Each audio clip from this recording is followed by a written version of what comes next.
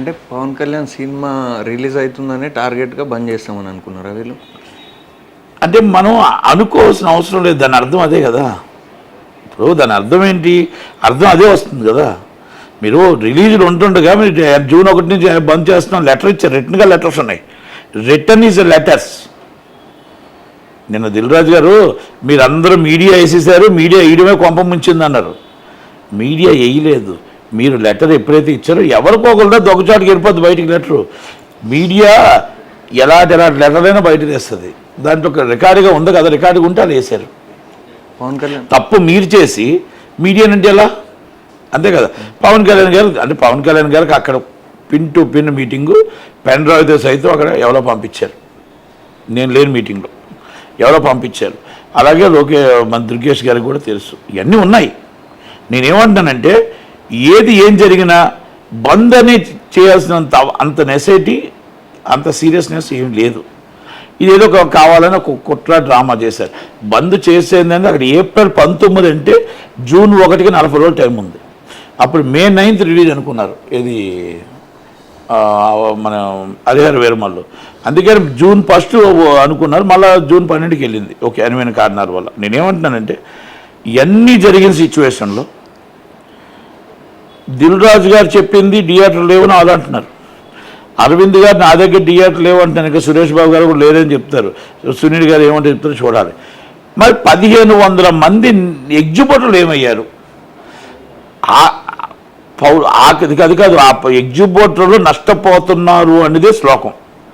ఎగ్జిబిటర్ల వల్ల ఎగ్జిబిటర్లు పర్సంటేజ్ ఇవ్వకపోతే మేము థియేటర్లు ఆపేస్తాం అన్న వాళ్ళు ఎగ్జిబిటర్ కదా.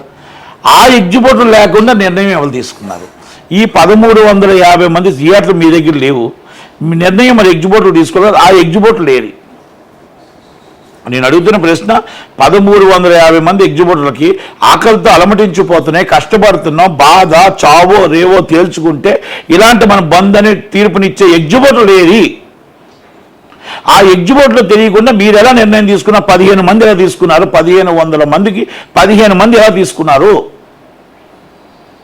మరి ఆ ఎగ్జిబిటర్లకు తెలియదు, నాకే తెలియదు. ఉదయం లేస్తే ఛాంబర్ దగ్గర ఉంటాను, ఉదయం లేస్తే మీతో అందరితో మీడియాతో మాట్లాడతాను. All of this sudden shock. నేను ఒక ఎగ్జిబిటర్ని, ఒక డిస్ట్రిబ్యూటర్ని, ఒక ప్రొడ్యూసర్ కోసం జాయింట్ సెక్రటరీని, యాక్టివ్గా అందరితో మాట్లాడే వ్యక్తిని. నాకు తెలియదు మీరు బంద్ నిర్ణయం తీసుకున్నారు. మరి ఎగ్జిబిటర్ మీద అబద్ధం ఆడడం తప్పు కదా? మరి ఇది కుట్ర కాదా? ఈ కుట్రకోణం కాదా? ఇది మరి అబద్ధం కాదా? అంటే ఎగ్జిబిటర్ పేరు చెప్పి మీరు ఈ బ్లాక్మెయిల్ చేద్దాం అనుకున్నారా? మీరు నిన్నేమంటారు? అస్సలు ఏమీ జరగలేదు రాంగ్ అన్నారు. ఆ లెటర్లు బయటకు వచ్చాయి కదా. మరి ఇప్పుడు దాన్ని ఏమంటారు ఆన్సరు? ఇది తప్పు కదా. అరవింద్ గారు ఏప్రిల్ 19 అక్కడ జరిగింది కదా, ఈస్ట్ గోదావరిలో మీరు ఖండించుంటే పోనీ మీకు మళ్ళీ ముందు తెలుసు, 18 తారీఖు కంటే ముందే తెలుసు. అందుకే మాకు తెలిసే నేను వెళ్ళలేదు ఆ మీటింగ్కి, మా వాళ్ళు వెళ్ళొద్దు అన్నారు. మీరు ఏప్రిల్ 19 నాడు మీరు ఏ ప్రశ్న ఉంటే పంపించి మీరు చేస్తున్న సాహసం తప్పు. ఇది పవన్ కళ్యాణ్ గారి సినిమా రిలీజ్ ముందు ఇలా చేయడం సాహసం తప్పు. మీరు ఆగండి, ఇలాంటివి కాదు అని చెప్పి మీరు ఒక్క మాట అంటే మీరు పెద్దవాళ్ళు కదా. దిల్ రాజు గారు మీరు పెద్దవాళ్ళు కదా, సురేష్ బాబు గారు మీరు పెద్దవాళ్ళు కదా, మీరు సునీల్ గారు మీరు పెద్దవాళ్ళు కదా. మీ అందరినీ పెట్టే కదా మేము ముందుకు వెళ్తాం, మీ అందరినీ పెట్టే కదా మీ అడుగుజాడలో మేము నడుస్తాం. ఏ గవర్నమెంట్కి వెళ్ళినా, ఎక్కడికి వెళ్ళినా, ఏ మీటింగ్ అన్నా, ఏమన్నా, ఏ సీఎం గారి దగ్గరికి వెళ్ళినా మీకే కదా మాట్లాడతారు. నిన్న కూడా ఏం జరిగిందని దుర్గేష్ గారు మీతోనే కదా మాట్లాడారు. మరి మీ అడుగుజాడలో నడిచేటప్పుడు మీరు మరి ఇలా బంద్ చేస్తున్నానంటే అప్పుడు ఒక్కరికి కూడా సమాధానం చెప్పకుండా, ఖండించకుండా నిన్న దిల్ రాజు గారు అంటారు ఖండించి ఉండాలి ఛాంబర్ అంటున్నారు. ఛాంబర్లో పెద్ద మనుషులు మీరే కదండి, మిమ్మల్నే కదా పెద్ద మనుషులు అంటాం. మరి మిమ్మల్నే కదా గవర్నమెంట్ పిలుస్తున్నాయి, మిమ్మల్ని రికగ్నైజ్ చేస్తున్నాయి. మీరే మొత్తం ఇండస్ట్రీ అనుకుంటున్నారు, మీరే మొత్తం ఇండస్ట్రీ నడిపిస్తున్నా అనుకుంటున్నారు. మీరే మోసం చేస్తారా? మీరు మళ్ళీ ఛాంబర్ మీద పెట్టేస్తారు. మీకు బాధ్యత ఉంది కదా, ఛాంబర్ అంటే మీకు బాధ్యత ఉంది. మీరు పెద్దవాళ్ళుగా మిమ్మల్ని కూర్చోమంటున్నాం, మీరు మాట్లాడని అంటున్నాం.